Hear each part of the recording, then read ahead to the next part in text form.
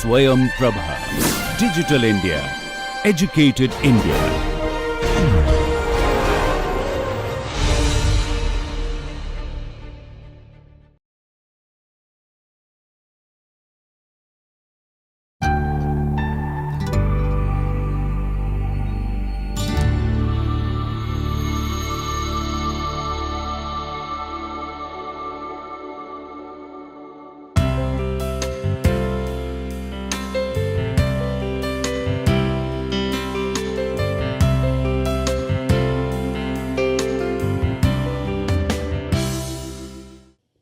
Hi everyone, welcome to the lecture number 36, the first lecture on unemployment.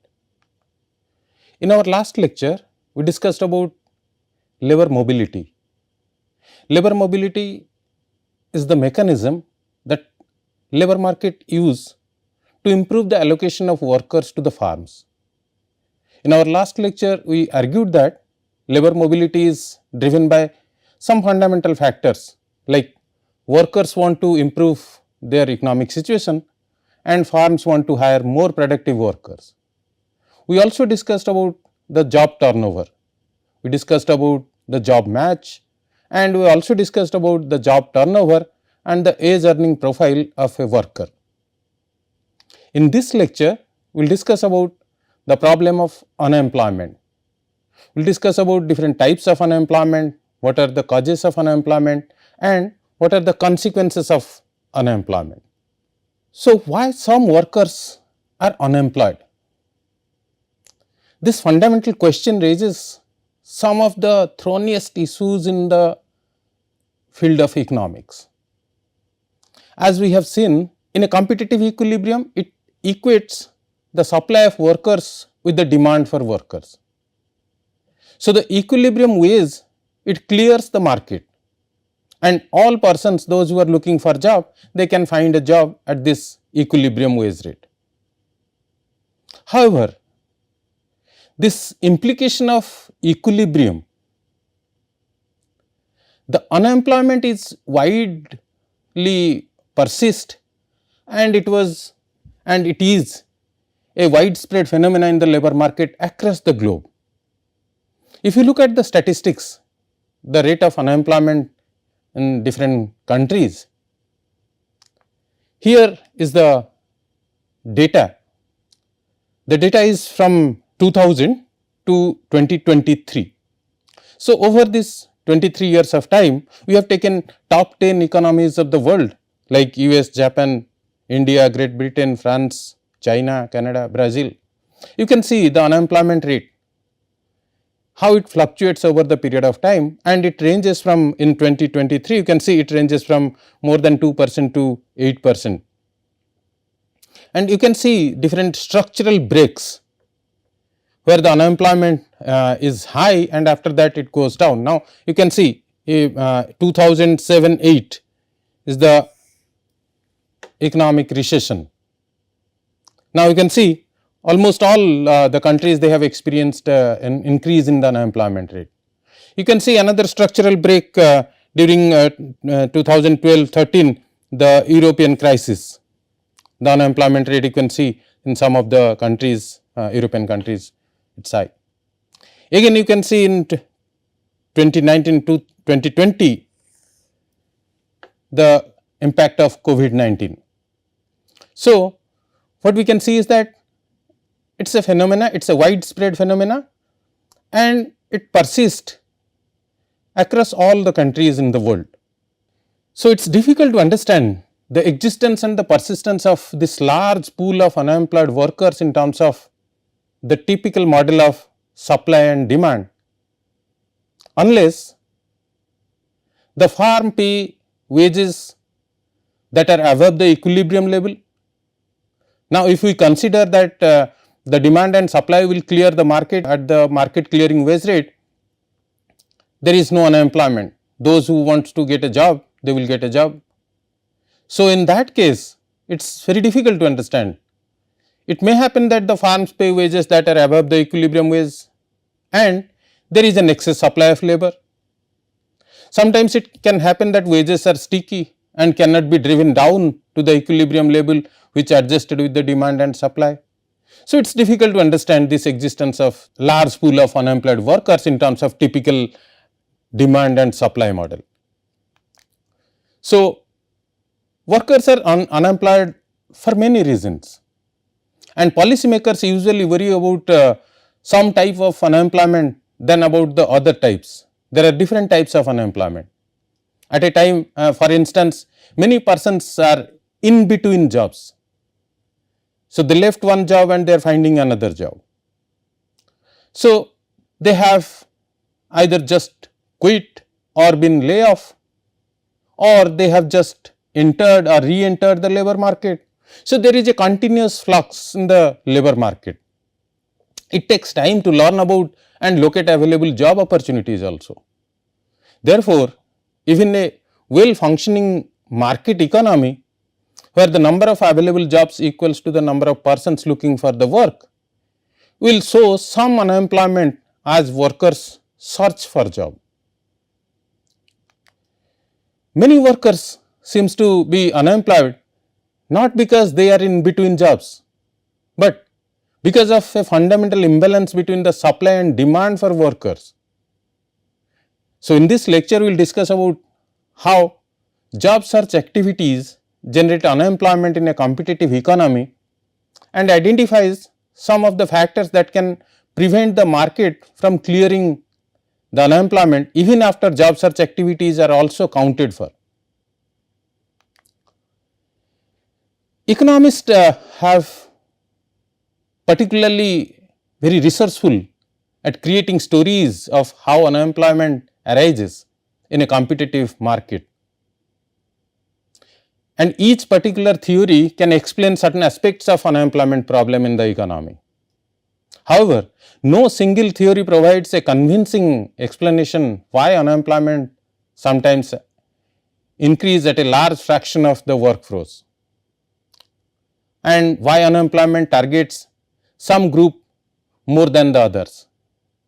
So, it is not that everybody is equally affected by the unemployment rate, and why some workers remain unemployed for a very long period of time.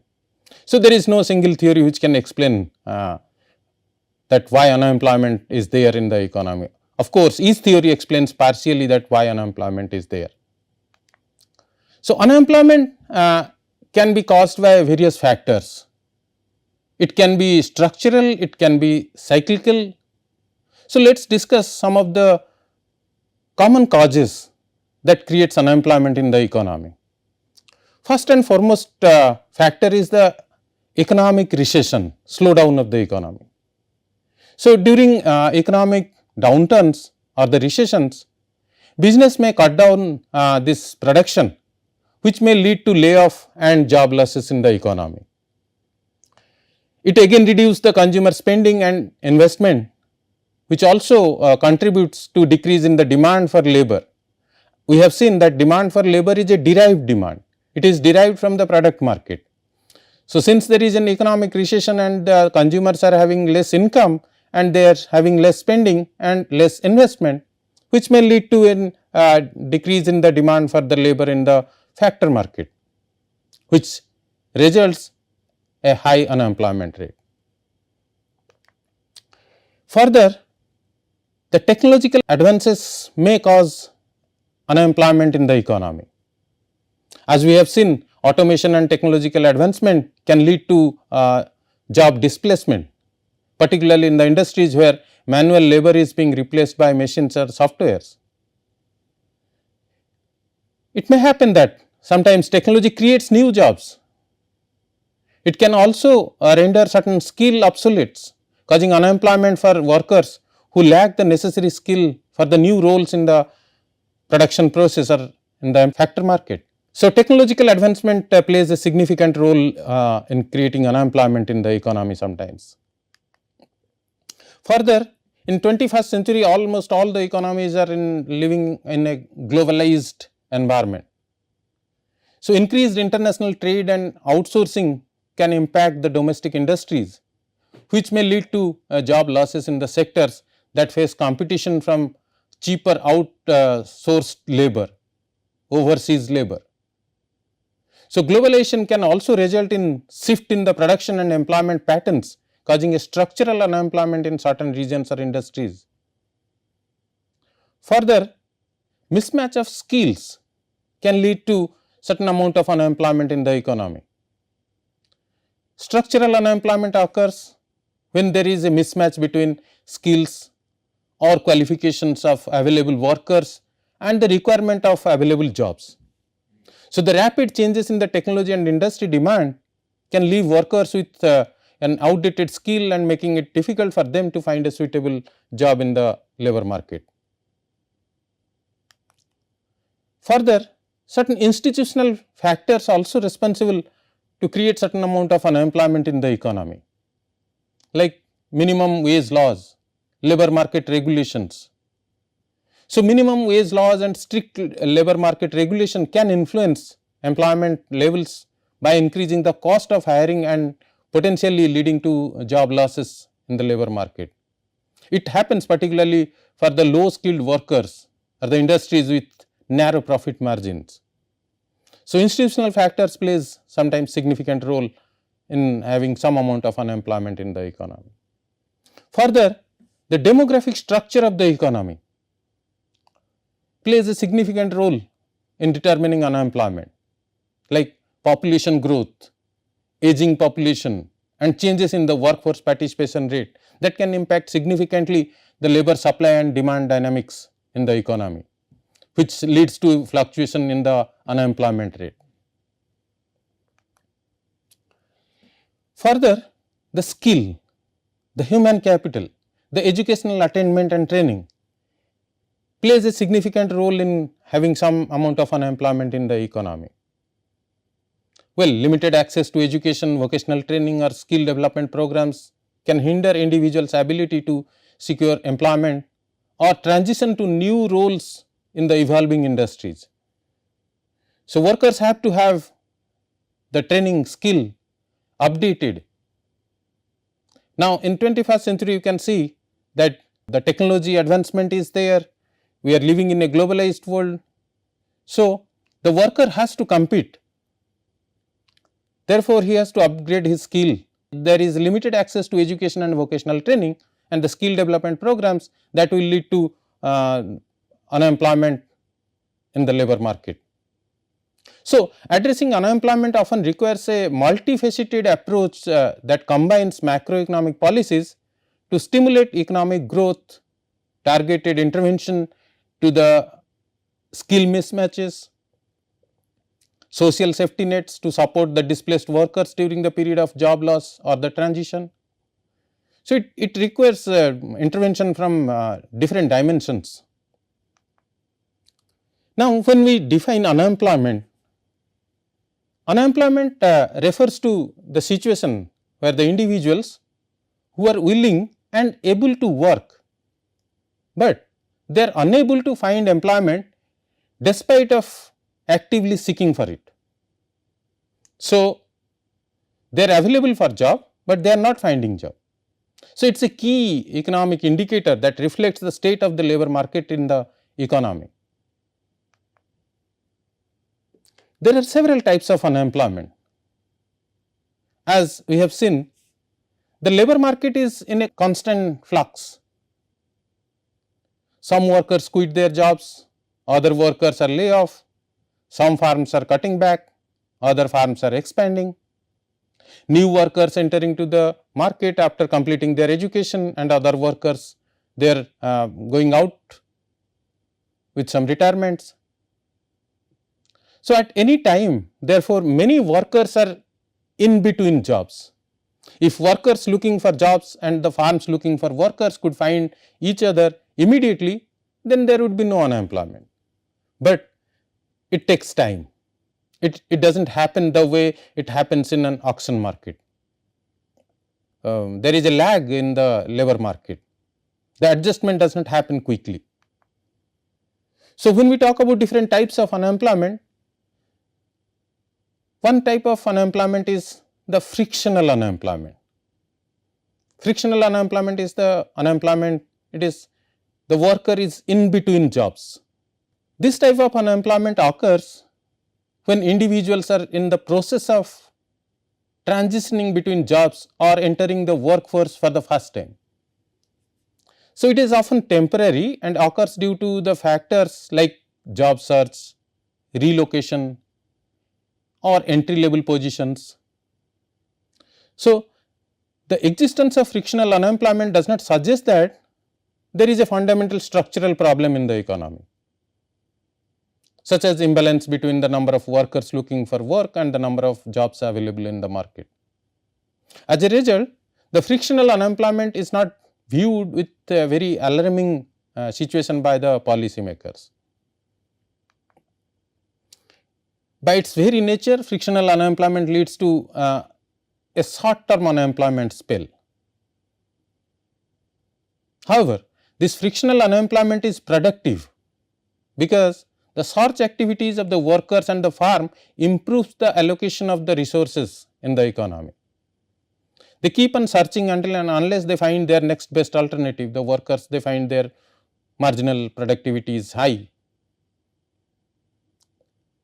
So, there are very easy policy solutions for this reducing this frictional unemployment in the economy, like providing workers with the information about the job openings, providing the farms with the information about the unemployment workers. So, with these kind of informations, it will reduce the unemployment spell of the frictional unemployed workers. Another type of unemployment is structural unemployment. Structural unemployment, mostly it is a kind of skill mismatch. Structural unemployment arises when there is a mismatch between the skills or the location of the available workers and the requirement of location available for the jobs. This can occur due to the technological advancement. This can also occur due to the changes in the consumer demand or shift in the structure of the industry. Sometimes it happens that the economy is going through a structural change, moving from agriculture to industry, industry to service. So, economy is experiencing this structural transformation. Then the factor market also will go through this structural transformation. Workers will move from agriculture to industry, industry to service sector. So, in that process, it requires certain skills. Suppose the number of workers looking for work equals the number of jobs available, and there is no imbalance between the total number being supplied and demanded. So, the structural unemployment can still arise if the kind of persons looking for the work do not fit the job what is there available in the market. So, at any time, some sectors of the economy are growing and other sectors are declining. If the skills were perfectly transferable across the sectors, then the layoff of the workers would be quickly move to the growing sectors. So, workers will move to the sectors where it is growing. However, skill might be the specific to the workers and to the jobs or the industries. So, the layoff workers lack of the qualification needed in the expanding sector, there could be a mismatch. So, the unemployment spell of the displaced workers might last for a long period of time as long as they are unable to require their skill or retool their skills. It will be difficult for them to find a job in those sectors where the skill is required. So, the structural unemployment arises because of a mismatch between the skills that the workers are supplying and the skills that the firms are demanding. So, the policy prescription for this type of structural unemployment, it is very different from the frictional or seasonal unemployment. I will talk about the seasonal unemployment in our subsequent discussions. So, the policy prescriptions are different and it has to be different. The problem is here the skills. The unemployed are stuck with the human capital that is no longer useful. So, to reduce this type of unemployment, the government would have to provide training programs that would inject the displaced workers with the type of skills that are required in the market. Another type of unemployment is cyclical unemployment. This type of unemployment occurs when the economy is there in a downturn. Economy is experiencing some recession, slowdown. So, there could be structural imbalance between the number of workers looking for the jobs and the number of jobs available. Even if the skills were perfectly portable across the sectors. So, there could be some amount of structural unemployment. So, this imbalance may arise because of the economy has moved into a recession. Even though there is the skill matching is there, but there is some amount of structural imbalance is there. Now, in a recession, firms require a smaller workforce to satisfy the shrinking consumers' demand, and employers lay off many workers, which may generate some kind of cyclical unemployment in the economy. So, cyclical unemployment is related to the fluctuations in the business cycle. During economic downturn or recession, the demand for goods and services decreases. As a result, the production of goods and services declines, which leads to some kind of layoffs and job losses in the labor market. As economy improves, the cyclical unemployment typically decreases. So, there is an excess supply of workers when there is a recession, and market does not clear because the wage is sticky. The wage is not going to decline and cannot adjust downturn. If you go with the basic market demand and supply model, then it should have been happened that if when there is an excess supply of workers, the wages should come down, so the employment will go up.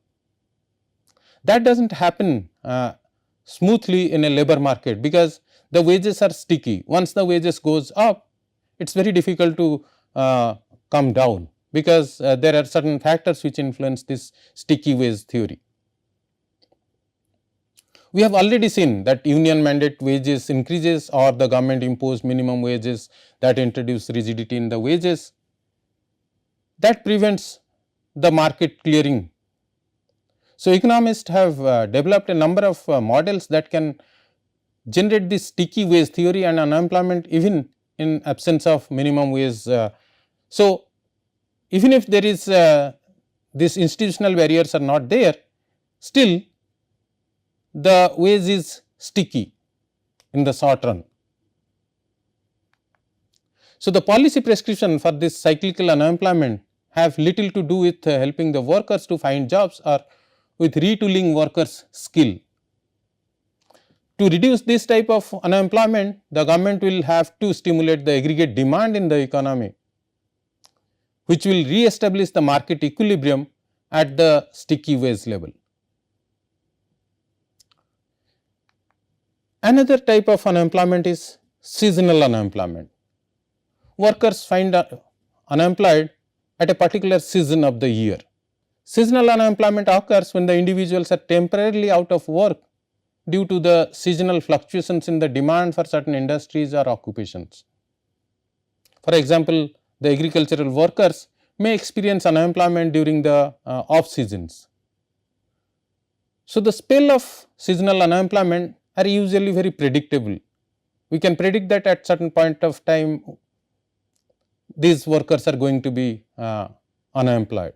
So, as a result, seasonal unemployment like frictional unemployment is not what unemployment problem is about. After all, most of the unemployed workers will return to their former employer or once the employment season starts. So, it has been observed that this high level of unemployment can have significant social and economic consequences, which includes the reduced consumer spending, lowering the standard of living, and it increases the poverty and it may create certain social unrest in the economy. Therefore, governments and policy makers often implement various strategies like monetary policy, fiscal policy, job training programs in the form of active labor market policies.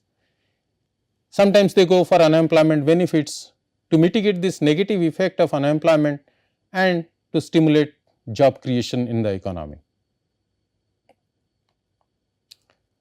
We can see that, as I have discussed, there is a continuous flux in the labor market. The flow happens between employed and unemployed. So, a fraction of the labor force they are employed and a certain fraction of the labor force they are unemployed. Let us say at any point of time, some of the unemployed workers they can find job, so they can move to this side, and some of the workers, those who are employed, they may lose job, they can move to this side, they can become unemployed. So, someone is employed, he can become unemployed, someone is unemployed, he can become employed. Let us say the probability of becoming unemployed is L, and the total number of unemployed will be L multiplied by E, the fraction of employed population. And let us say the probability of being unemployed is H. So, at a point of time we can estimate the number of people, those who move from unemployed to employed, could be H into U, the probability becoming employed multiplied by the total number of unemployed. The flow of workers across jobs and in and out of the labor market generates some amount of unemployment. So, it is easy to calculate the steady state rate of unemployment. The steady state of unemployment rate is the unemployment rate that will be observed in a long run in the economy because of these labor flows from employed to unemployed and unemployed to employed. So, to understand the things in a very simple way, let us take the example of these two workers, that a worker can be either employed or unemployed. In reality, some persons also will be in the non-market sector, but we will ignore initially the non-market sectors to simplify the presentation, the discussion here. So, when we talk about we can estimate this steady state rate of unemployment, the steady state rate of unemployment in the long run will be L multiplied by E equals to H multiplied by U. We have seen that there is a constant flow between this employed to unemployed and unemployed to employed, it happens. Now, the labor force consists of the total employed plus the total unemployed. Now, if we replace these values here in this equation, now we can get that this L whole into labor force minus unemployed equals to H into unemployed. So, the steady state rate of unemployment we can estimate is nothing but that the unemployment rate is nothing but the total number of unemployed divided by the total labor force equals to L by L plus H. So, this is the steady state rate of unemployment.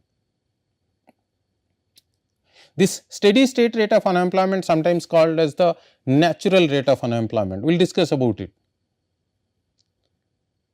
So, it is clear that the steady state rate of unemployment is determined by the transition probability between the employment and unemployment. So, the policies designed to reduce this steady state of unemployment must alter either or both of these probabilities. Either you can increase the probability that unemployed should then go to employed, or you can reduce the probability that the employed should become unemployed.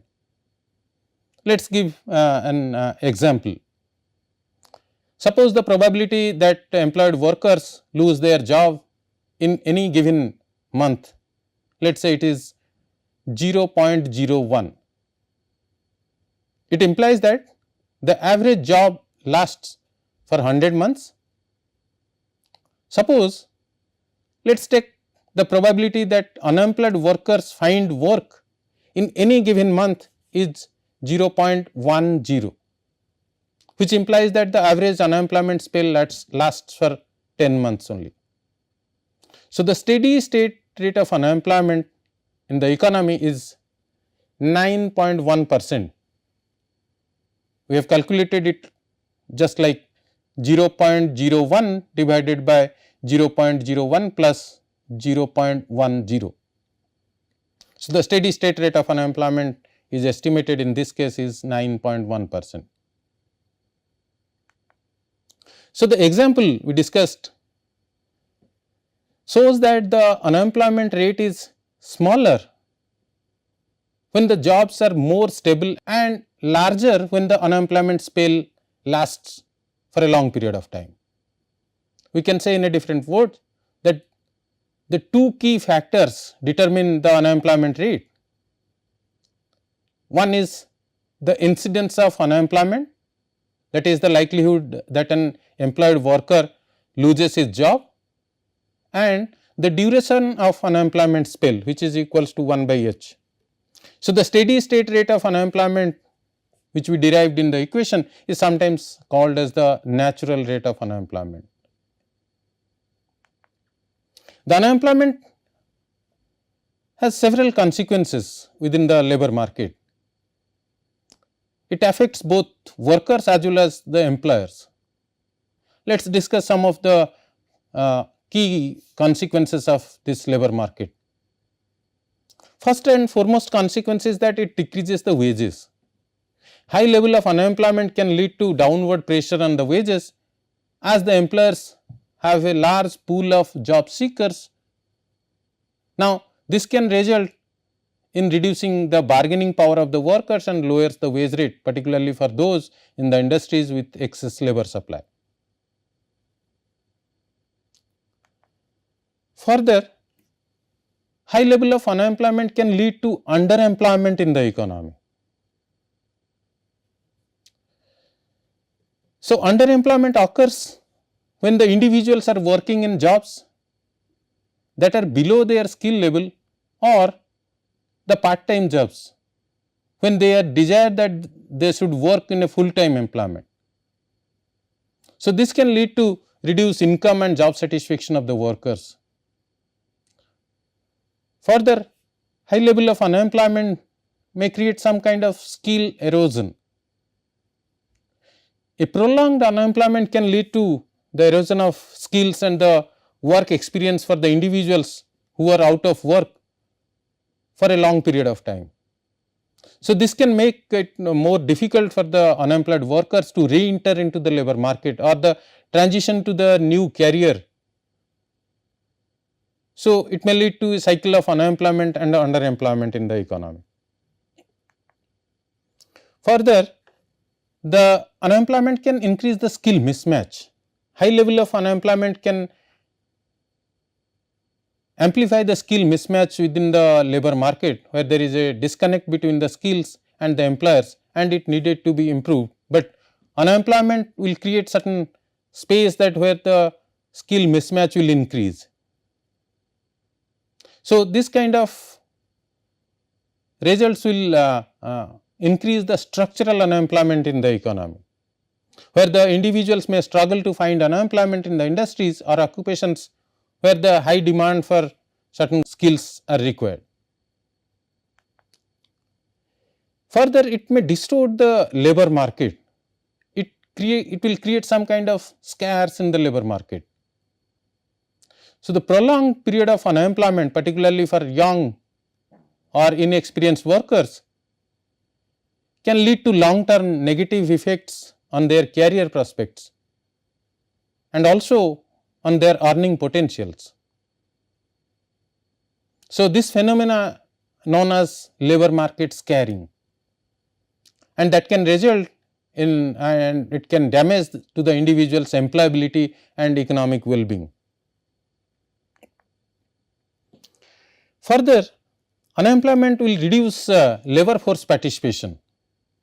High level of unemployment can discourage some individuals from actively seeking works, leading to a decline in the labor force participation rate. So, this can result in reducing the labor force, and it will have serious long term implications on economic growth and productivity. Further, it will increase the job insecurity. Unemployment can lead to increased job insecurity and anxiety among the workers, even those who are currently employed. So, the concern about the potential layoff or the difficulties finding a new job can create a sense of instability within the labor market. So, addressing the labor market consequences of unemployment requires a comprehensive policy which aims at promoting jobs, creating jobs, and investing in education and training to enhance the workforce skill, and providing support like unemployment insurance to the unemployed individuals, which will facilitate their re-entry into the labor market. Further, efforts has to be made to address the structural barriers to employment and reduce the skill mismatch, which will improve the labor market outcomes for the workers as well as for the employers. If we could summarize the discussion, we can say that if in a well functioning competitive economy experiences frictional unemployment, because some workers will unavoidably be in between jobs. So, the structural unemployment arises when there is an imbalance between the supply of workers and the demand for workers. However, the steady state rate of unemployment depends on the transition of the probabilities among the employment and unemployment and the non-market sectors. So, in our next lecture, we will discuss about the job search behavior of the individual workers. We will discuss about the wage offer distribution, which talks about the frequency distribution of the potential job offers. We will discuss about the asking wage rate of the workers. Asking wage rate is nothing but the threshold wage that determines if unemployed workers accept or rejects the incoming job offers. Further, we will also discuss about the impact of unemployment insurance on the duration of unemployment. Thank you.